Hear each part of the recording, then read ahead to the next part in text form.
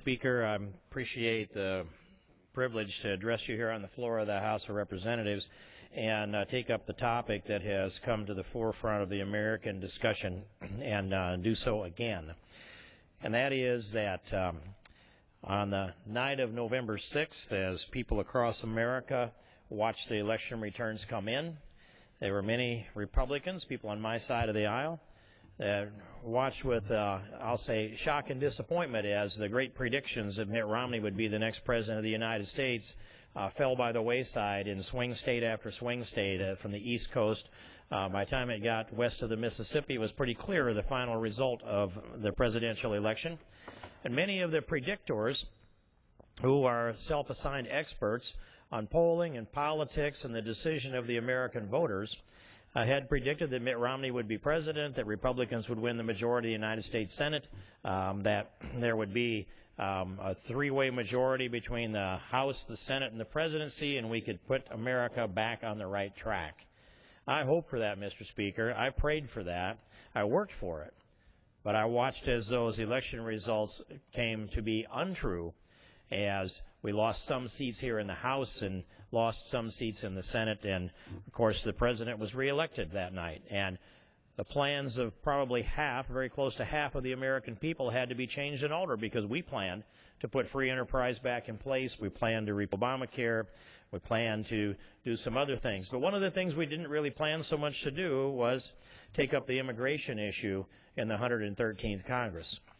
And even though immigration was hardly a blip on the presidential debate that took place, and being from Iowa, Mr. Speaker, I will tell you that if it was debated in the presidential race, it likely was debated in Iowa, likely debated in Iowa first, and likely debated in Iowa the longest.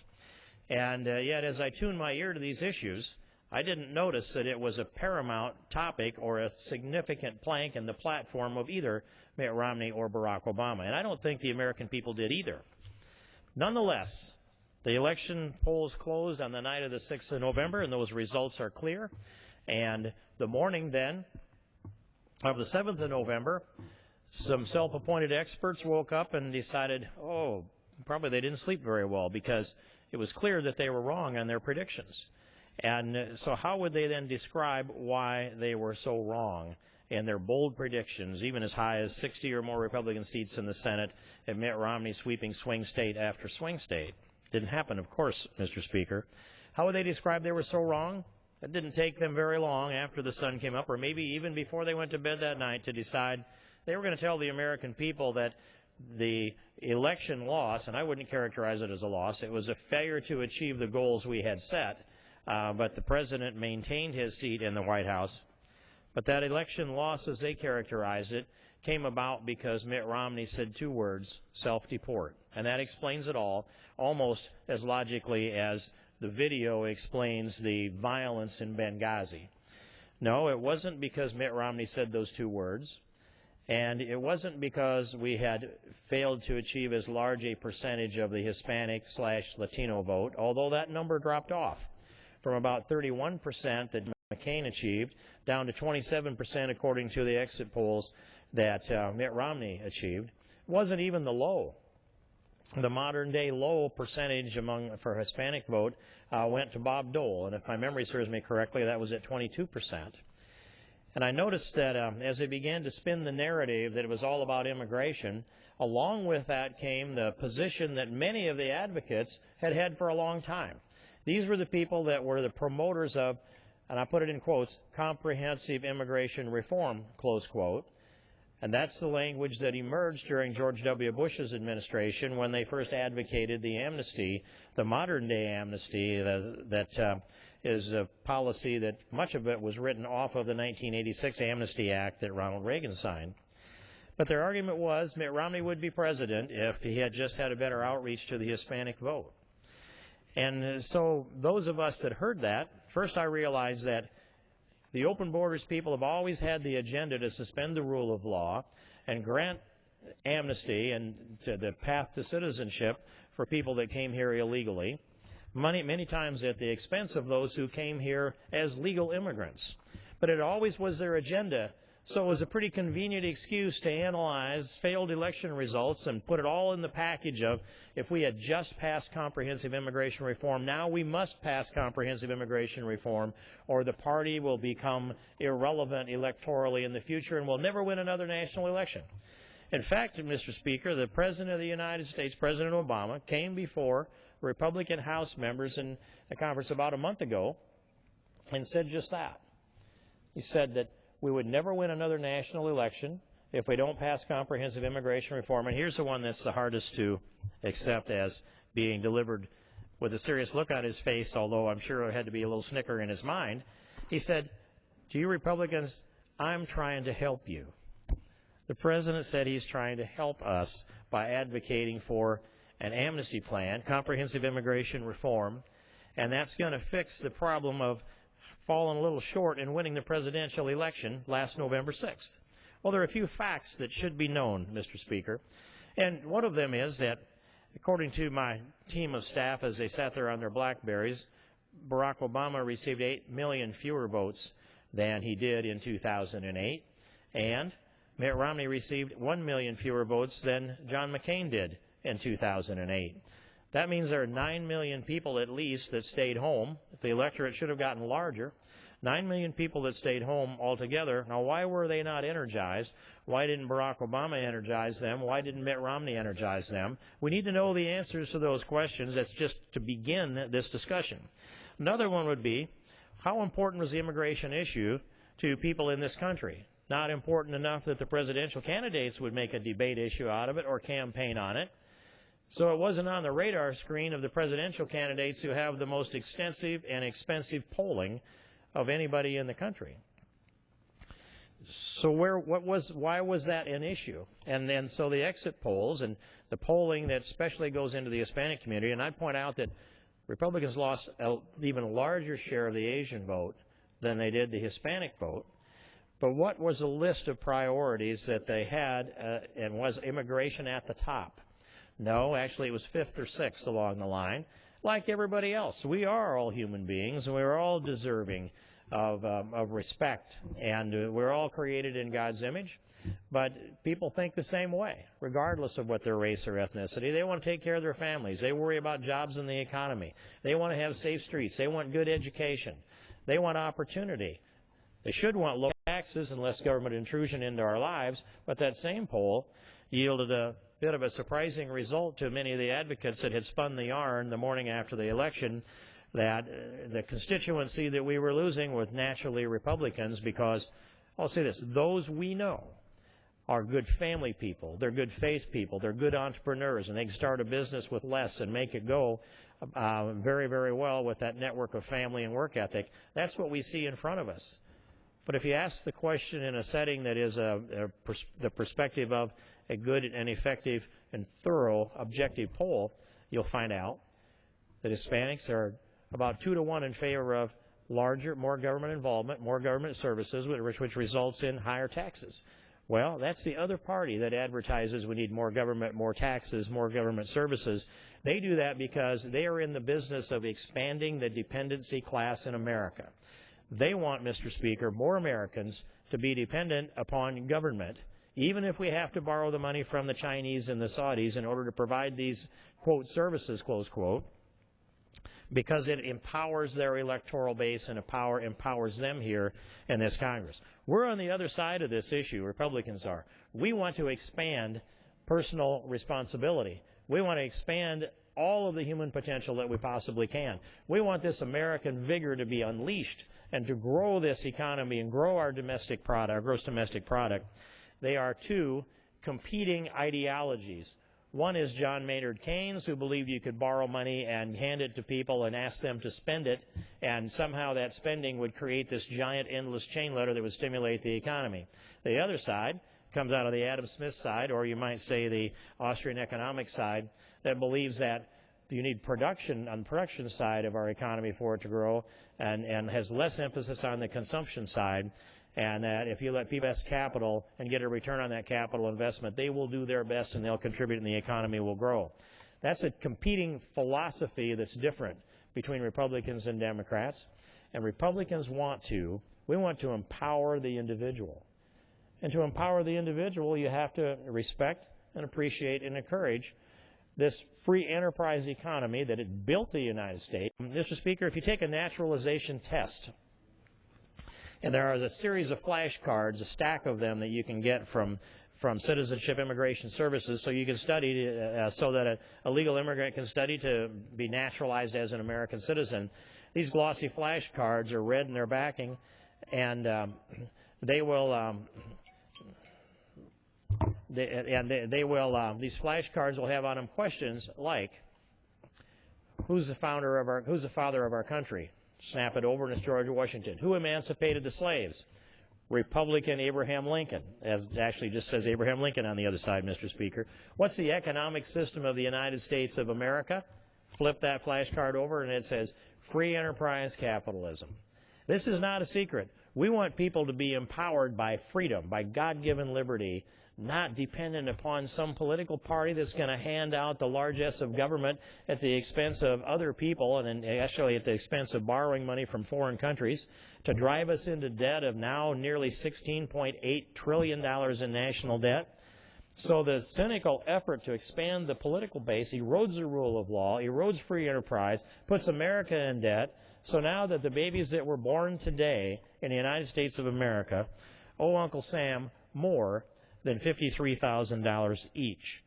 That's what we have, and that's what we're dealing with. And we have a country that we need to pull back from the brink of bankruptcy. We're moving in that direction under, I think, good strategic leadership here in the House. We have a budget that we've approved that balances, and it's too long for me. I don't want to wait that long, in 10 years. But meanwhile, the President's budget balances exactly never and drives us deeper and deeper into debt and raises taxes, Mr. Speaker. So how do we bring out the greatness of America? The greatness of America was described by Ronald Reagan when he talked about the shining city on the hill. But Ronald Reagan never spoke about that being the shining city on the hill as being our destiny. He spoke about it as the America that we were, and presumably the America that we are. I will argue that our job is to refurbish the pillars of American exceptionalism, to strengthen us in all of those pillars that we know what they are. They're very clear. Many of them are in the Bill of Rights. Freedom of speech is a pillar of American exceptionalism. I'm exercising at this moment, Mr. Speaker. Freedom of speech, religion, the press, and assembly, the right to keep and bear arms, the right to face your accuser in a court of law and be tried by a jury of your peers, single, not double jeopardy, the right to property, the right to see that the enumerated powers that are exclusively to the United States Congress, those other powers devolve to the states or the people respectively. Those are some of the pillars. I mentioned free enterprise capitalism as another pillar of American exceptionalism, but wrapped up within this Constitution that I carry in my jacket pocket, is that the supreme law of the land is our Constitution, and we would not be America if we didn't have all of these pillars that I have described and also have the rule of law. Now, why would thinking people that were elected to come to this United States Congress and make good value judgments and good policy judgments, why would they be so willing, and some of them eager, to sacrifice the rule of law in an effort to cynically reach out and ask for a vote? Why would someone vote for someone who's willing to sacrifice the rule of law? It defies my logic application, Mr. Speaker. But an amnesty is a sacrifice of the rule of law, and once you grant it, it's almost impossible to restore it. I got to wondering about, first of all, I remember 1986 when Ronald Reagan signed the Amnesty Act of 1986. And I was not in politics at the time. I was operating my construction company that was 11 years old at the time, raising 3 young sons, struggling through the farm crisis decade of the 80s. But I'm watching the news, and I'm seeing this debate take place that we have 800,000 to 1 million that are in the United States illegally. That generally, most of them at that time came across the border and the southern border and stayed. And there was such a big problem that we needed to address it. 800,000 to 1 million that were here illegally then. So Ronald Reagan, I think under great persuasive pressure from some of the cabinet members around him, conceded that he would sign that 1986 Amnesty Act. And when he did that, my frustration level went over the top. I believe that in spite of all of the pressure that was brought on Ronald Reagan as president, he would see clearly that you can't sacrifice the rule of law in order to solve a problem that came about because of not enforcing the law, and that the promise of enforcement in the future was not going to be upheld adequately to compensate for the amnesty that they were granting in that bill. Now, the promise was this. Every employer was going to have to fill out for each applicant an I-9 form. And then that I-9 form had, I just gave it shorthand, I called it name, rank, serial number, but other data too of the job applicant. And I remember my fear that the INS, the Immigration Nationalization Services of the time, would come into my office and go through my files and audit me and make sure that I had every I-9 form exactly filed right, and I want to make sure I didn't miss it with anyone. We religiously followed the new 1986 Amnesty Act requirements that there would be I-9 forms, and we'd expected that there would be enforcement and penalties for employers that violated that, because the promise was the federal government, enforced by the Justice Department at the time, would be there to audit employers and enforce the rule of law. That was the full-blown promise that came with Ronald Reagan's signature on the Amnesty Act of 1986.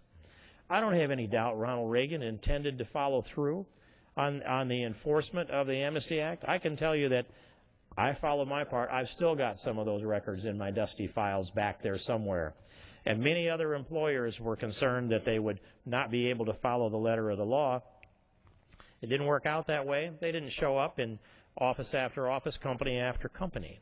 And after 20 years of the Amnesty Act that was 800,000 to 1 million, because of document fraud and just a misestimation of the numbers, that 800,000 to 1 million became 3 million people that were granted amnesty in that act that was signed by Ronald Reagan in 1986. Now, what did we learn from that, Mr. Speaker? And, you know, those who fail to learn from history are condemned to repeat it. Well, I have this document that it's written by Attorney General Ed Meese, who was Ronald Reagan's Attorney General at that period of time and charged with enforcing the immigration law that was passed in amnesty in '86. And this is an op-ed that he wrote, published in Human Events, December 13th, 2006. And among his dialogue here is this, and I'll read some of it into the record, Mr. Speaker, but I think it's worth our attention. And this Attorney General Ed Meese, writing of the Ronald Reagan's Amnesty Act, he quote from the article. It says, illegal immigrants who could establish that they had resided in America continuously for 5 years would be granted temporary resident status, which could be upgraded to permanent residency after 18 months, and after another 5 years to citizenship. It wasn't automatic. They had to pay application fees. They had to learn to speak English. They had to understand American civics, pass a medical exam, and register for military selective service. Those with convictions for a felony or 3 misdemeanors were ineligible.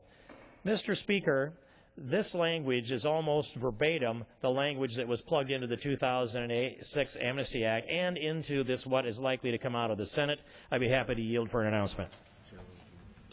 The chair will receive a message. Mr. Speaker, a message from the Senate. Mr. Speaker, Madam Secretary. I have been directed by the Senate to inform the House that the Senate has passed S-716, an act to modify the requirements under the Stock Act regarding online access to certain financial disclosure statements and related forms, in which the concurrence of the House is requested. The gentleman may proceed. Thank you, Mr. Speaker. And I had to pause for a minute there. I was concerned that might be the Amnesty Act coming over from the United States Senate, but I'm relieved to know that it might be a few more days. Picking up where I left off, and I had made the point and read into this record, Mr. Speaker, the language that was used in the 1986 Amnesty Act is almost identical to the language that was copied and put into the 2006 Amnesty Act that they called Comprehensive Immigration Reform. because they knew the word amnesty would sink the bill then. Now they know that comprehensive immigration reform is code words for amnesty. The American people figured that out in short order. And I'll continue with the op-ed written by Attorney General Meese in 2006. He said, as I remarked, he said, if this sounds familiar, it's because they're pretty much the same provisions that were included in the Comprehensive Reform Act of 2006, which its supporters claim is not amnesty. In the end, slight differences in process do not change the overriding fact that the 1986 law and the recent Senate legislation both include an amnesty. The difference is that President Reagan called it what it was. We had an honest man in the White House who called it what it was.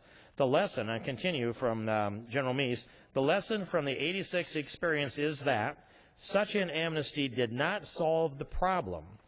There was extensive document fraud. The number of people applying for amnesty far exceeded the projections, and there was a failure of political will to enforce new laws against employers.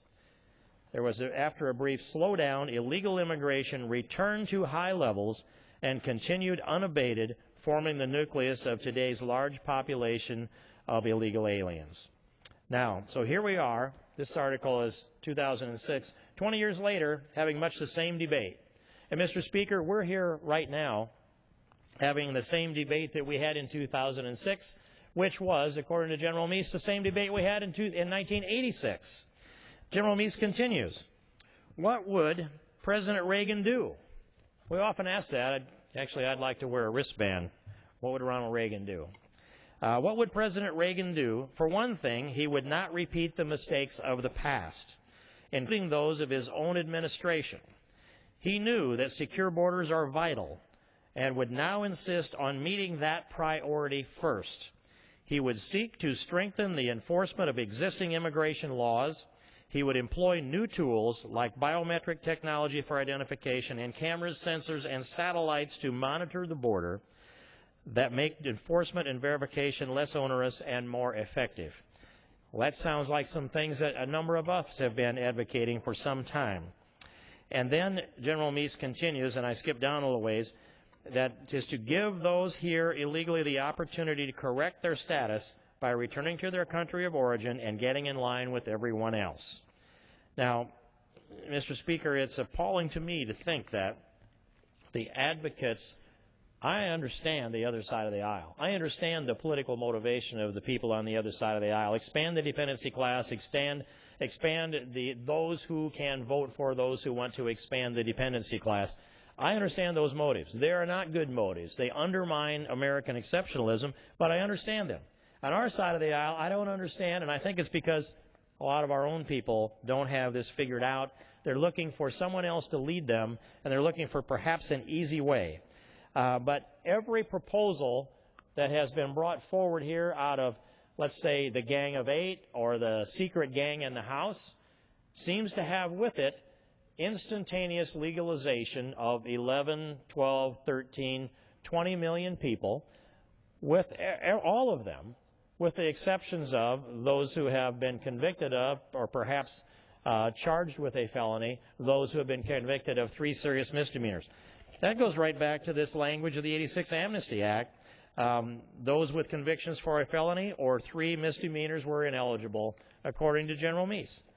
So nothing has changed here, except we have a lot more Republicans that think instantaneous legalization, and they'd argue that it's not a path to citizenship.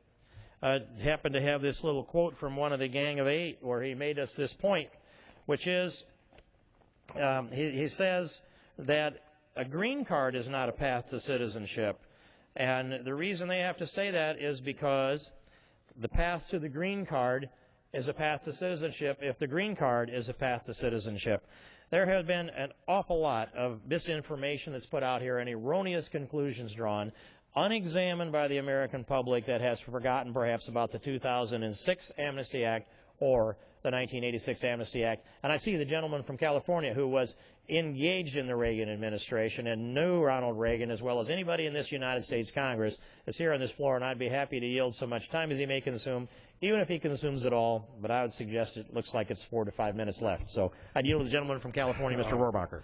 Thank you very much. First of all, I'd like to make sure that those people who are reading the congressional record, or those people who are watching this presentation on C-SPAN, or our colleagues who are in their offices, watching from their offices, should take note of the courage and the hard work that Congressman King has put into this issue. And it is not because Congressman King or those of us who have worked with him on this issue have any animosity towards anyone else. Congressman King is a strong Christian and knows that hatred and animosity is not a positive nature, but to the same degree, what is then Congressman King's motive? Why does he put up with this? Why does he work so hard? Because he loves the people of the United States of America. That's our job. We were elected by the people of the United States to watch out for them and to watch out for their families. That doesn't mean that we don't like people in other countries. It doesn't mean that we don't like or have some animosity towards someone who's come here from another country, and even those who come here illegally. But our first loyalty and our first consideration and our heartfelt support has to be for those people who are Americans, whether they were born here or whether they came here as legal immigrants and are now part of our American family. There is nothing wrong with supporting your family. That doesn't mean you're being selfish by not selling your car or giving away your children's birthright to some other person down the block. No, you should be taking care of your family, and we Americans are a family that's made up of every race, every religion, and every ethnic group. And the people who are the real racists in this whole debate are the ones who want to, first of all, tie illegal immigration with legal immigration. The fact is that when they say, well, look, the immigrants this and that, the fact is when you want to put those same groups together, that is not what this debate is all about. Mr. King and I know full well that what's happening here today is an effort to take not people who've come to our country legally, not to change their status legally. That's not my effort, that's not Mr. King's effort, but what the effort is going on is to take 11 million to 20 million people who are in our country illegally, whose presence oftentimes is a threat to the well-being of those people that have elected us to watch out for their interests, meaning the American people in our country, that the only issue is that what are we going to do with those 11 to 20 million people? And if we continue to take away from those American citizens, those seniors or those kids in school, we have very limited dollars right now, especially now, and we have 22 million people who are out of work, and we continue to take away from them and give benefits and jobs to people who've come here illegally, who are not part of our family, we can expect even more and more and more people to come here till it is a disaster, which it already has been a disaster for many middle-income and lower-income Americans. It'll be a disaster to them. What we're trying to do is help secure the well-being of our people. And as I say, I think that's done out of love. It's done out of the idea of that you don't basically give away everything to somebody who is down the street when your own family needs some food. That's not being selfish. I recently have been through some hardship in my family in terms of medical hardship, and I've been able to visit and see what our hospitals are like. Our hospital system in the United States and our health care system is stretched to the breaking point.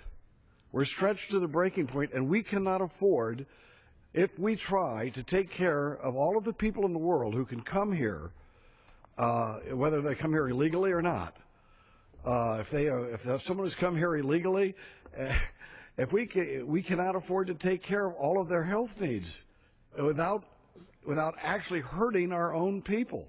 That's what this whole debate's about. I was down in El Salvador, as Congressman King. I was in El Salvador about 3 years ago. And I'll never forget, my wife and I were sitting there at the airport. And about 20 minutes, there's a direct flight between LAX, Los Angeles, and El Salvador and back. And we were there in El Salvador waiting to go back to LAX. 20 minutes before the flight took off, out come the wheels. And about 20 infirmed seniors are wheeled into that plane. Obviously none of them were Americans. They were obviously all El Salvadorians.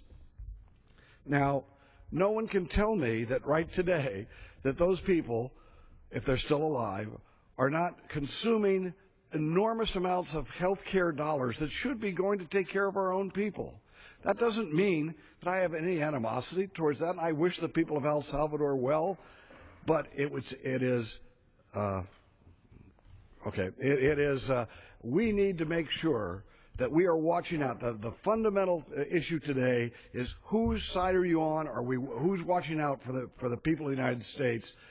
And I would ask all of us to join Congressman King in making sure that the American people are not damaged by this irresponsibility that we have towards people from another country who've come here illegally. Thanking the gentleman from California for coming to the floor and asking unanimous consent to introduce the Meese op-ed into the record, and I yield back the balance of my time subject to that approval. Without objection. Thank you, Mr. Speaker. I yield back the balance.